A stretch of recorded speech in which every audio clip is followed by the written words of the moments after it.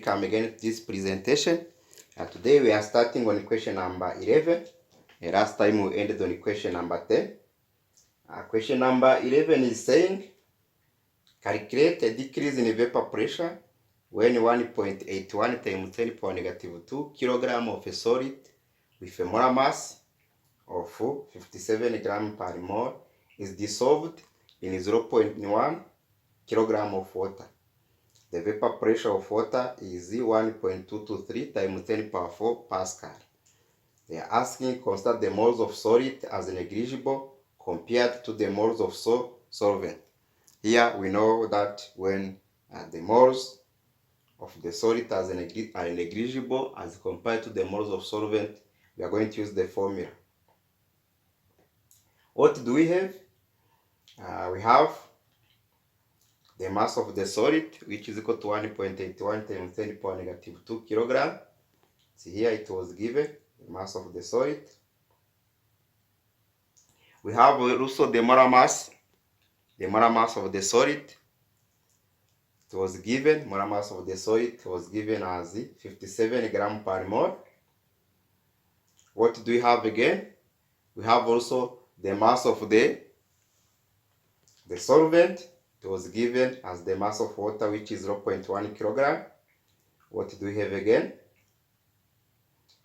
We have also the molar mass, because we know the solvent is the water. That means the molar mass of the water is 18 gram per mole. We also have the P naught, which is the vapor pressure of the pure solvent, which is equal to, it was given here, it is 1.223 times 10 power 4 Pascal. So what are they asking? They are asking to calculate a decrease in the vapor pressure. That means we should get the vapor pressure of the solution and the vapor pressure of the pure solvent. By using this formula, we know that the molar mass of the solid, we have it here, is equal to the vapor pressure of the pure solvent times the mass of the solid times the molar mass of the pure solvent, dividing with the change in the vapor pressure that they are asking times the mass of the solvent. Let's replace the values. So here we have 57 gram per mole, which is the mass, the molar mass of the solid.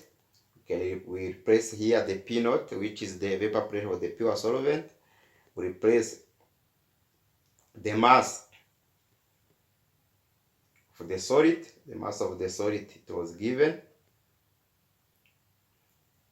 Then we have also the molar mass of the solvent. The molar mass of the solvent is 18 gram per mole. Then we have the change in vapor pressure that they are asking.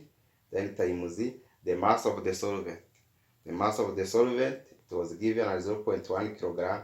We have converted to a gram. Then we get 100 gram.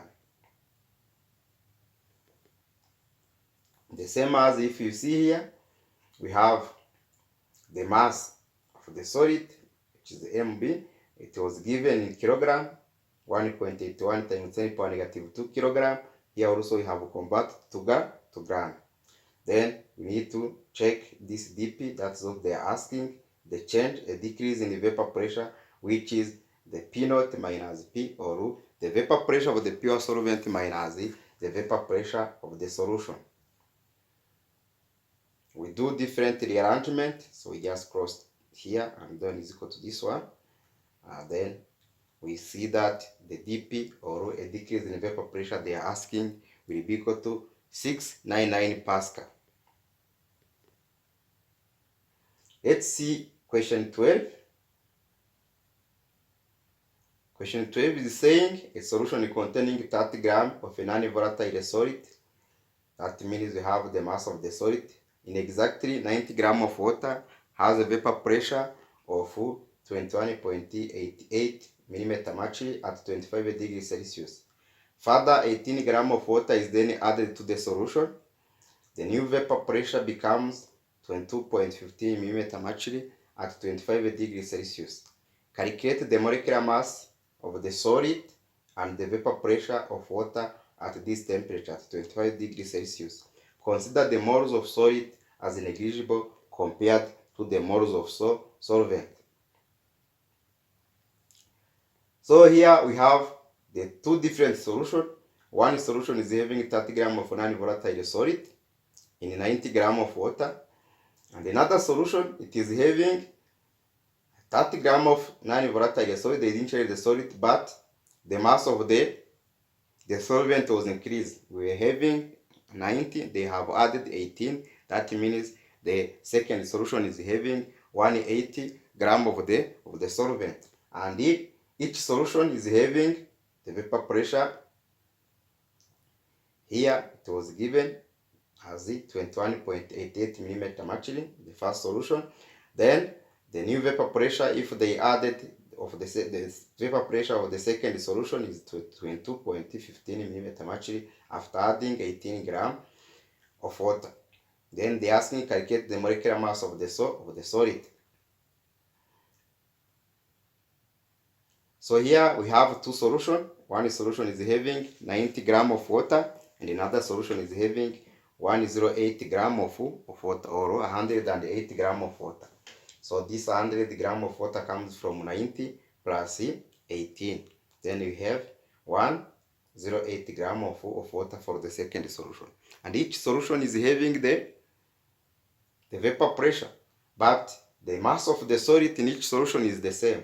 That means the molar mass also is the same because the compound did not change. It's only the dilution that they have performed by increasing the mass of the water. The molar mass of the solid is the same for solution 1 and solution 2, as the solution is not changed. That's what I was saying. Let's see the two solutions. What is the equation for the first solution? In the first solution, you have the mass of the solid, you have 30 grams. The mass of the solvent, we have 90 grams. The vapor pressure of the solution is 21.88 millimeter mercury. The molar mass, of course, because we know the solvent is water. In this case, the molar mass is equal to 18 grams per mole. We have also this formula that we can use. We know that the molar mass of the solid is equal to the pressure, the vapor pressure of the pure solvent, times the mass of the solid times the molar mass of the solvent, dividing with the change in vapor pressures times the mass of the solvent. We can replace the values. Here the molar mass we don't have. The P naught, the vapor pressure of the pure solvent, we don't have, but we have the mass of the solid, which is 30 grams. We have also the molar mass of the solvent, which is 18 grams per mole. We have here P naught, the vapor pressure of the pure solvent, we don't have. Here the vapor pressure of the solution for solution 1, before addition of the 18 grams, you have it. Then you have also 90 grams of the solvent. So we can then, if we can multiply this one to this one, we get this value, gram square per mole times the P naught, or the vapor pressure of the pure solvent. This 540, it is coming from 30 times 18. Then here we have this P naught times 90 grams. That means we get 90 grams times the vapor pressure of the pure solvent. Minus, we take also this one times this one, we get this value, gram millimeter mercury. Then let's go also to the equation for the second solution. The second solution, we get also an equation for the second solution after addition of 18 grams. So the mass didn't change, the mass of the solid is the same. The mass of the solvent has changed to 108 grams. The vapor pressure also has changed to 22.15 milliliter mercury, the vapor pressure of the solution. The molar mass also, we have the water, so the molar mass will stay the same. Then we can replace the value in the second in the equation for the second solution. We have P naught, we don't have. P naught is unknown. Then here the mass of the solid. Here also 18 grams per mole, which is the molar mass of the solvent. We have also the P naught. This is the vapor pressure of the solution after adding 18 grams. This is also the mass of the solvent after adding 18 grams. Here we can multiply this one, then we get this equation, this one over this one. So this 108 grams P naught, so we take this one times this one minus this one times this one. So now the molar mass is the same for the two solutions because the compound didn't change. That's why here we can equalize the two formula for equation 1 and for equation 2. Let's equalize the two formula and see the molar mass of the solid is the same for solution 1 and solution 2. So you can equalize then. After equalizing, you can see this one is equal to this one. The unknown that you have is this P naught, which is the vapor pressure of the pure solvent. That's the unknown that we have in the equation. We can solve and find this unknown. Of course, this one is the same as this one. They cancel. Here we remain 1 and here we remain 1. Then we will get here, we get this one. If we cross multiplication, this one and this one, we get this one is equal to this one. And then we have also this one. Then we solve PO. So you can get that the PO, which is the vapor pressure of the pure solvent, is equal to 23.5 mm mercury. Then after getting the vapor pressure of the pure solvent, then we can replace in the formula either in the equation 1 or in the equation 2. After getting the vapor pressure of the pure solvent, then we can replace here in the equation 1, or we can also replace it in the equation 2, then to find the molar mass of the compound. So here we are replacing it, this one. Here we also replace it.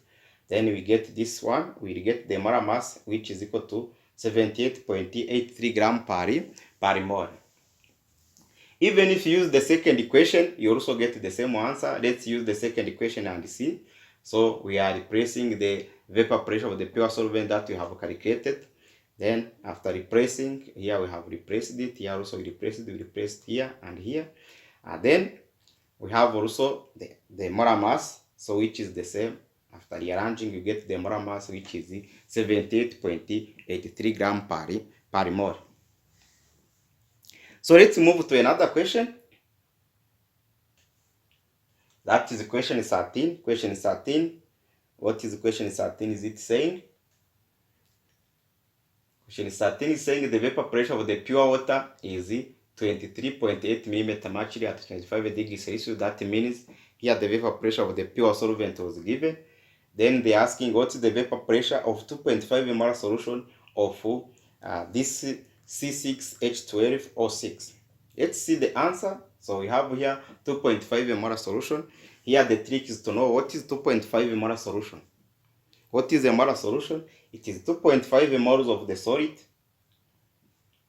We have 2.5 molar solution. That means 2.5 moles of solid per 1 kilogram of water.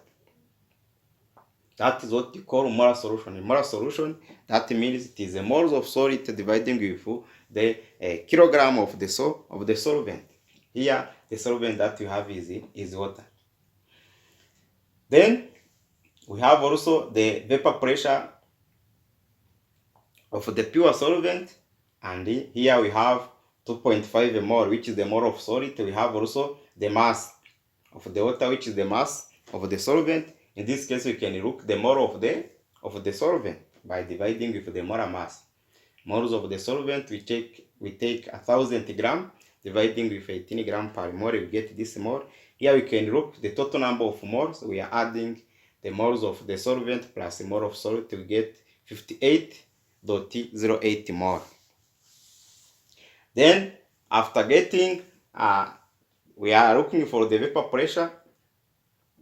After getting the total moles, then we can look the mole fraction. The mole fraction is equal to the mole fraction of the solvent, or the mole fraction of the pure solvent, or the mole fraction of the water will be equal to the moles of water dividing with the total moles. So this is the mole fraction, and you know that the vapor pressure of the solution is equal to vapor pressure of the pure solvent times the mole fraction. Then we take the vapor pressure of the pure solvent, it was given, times the mole fraction of the pure solvent. In this case, after multiplication, we get the vapor pressure of the solution, which is equal to 22.8 mm mercury. Let's go to question 14. Question 14 is saying how many grams of testosterone, which is the C9H28O2, it is a non-volatile, non-electrolyte with a molecular weight which is equal to 288.4 gram per mole. They are asking how many gram must be added to 207.8 gram of benzene. That means the mass of the solvent is given, but they want to know how many gram of the solute you can add so that you can obtain the vapor pressure of 71.41 millimeter mercury. So the benzene, the molar mass of the benzene was given as 78.12 gram per mole. That means the molar mass of the solvent, the molar mass of the solute also was given. The vapor pressure of benzene, that means the vapor pressure of the pure solvent, was given as 73.03 millimeter mercury. Let's proceed to the answer. Now, what do we have in this question? What do we have? You have the molar mass of the solid, which is 2884 gram. It was given here, 288.4 gram per mole. The molar mass of the solid. We have also the mass for the solvent, which is 207.8 gram of benzene. We have also the vapor pressure of the solution, which is 71.41 millimeter mercury.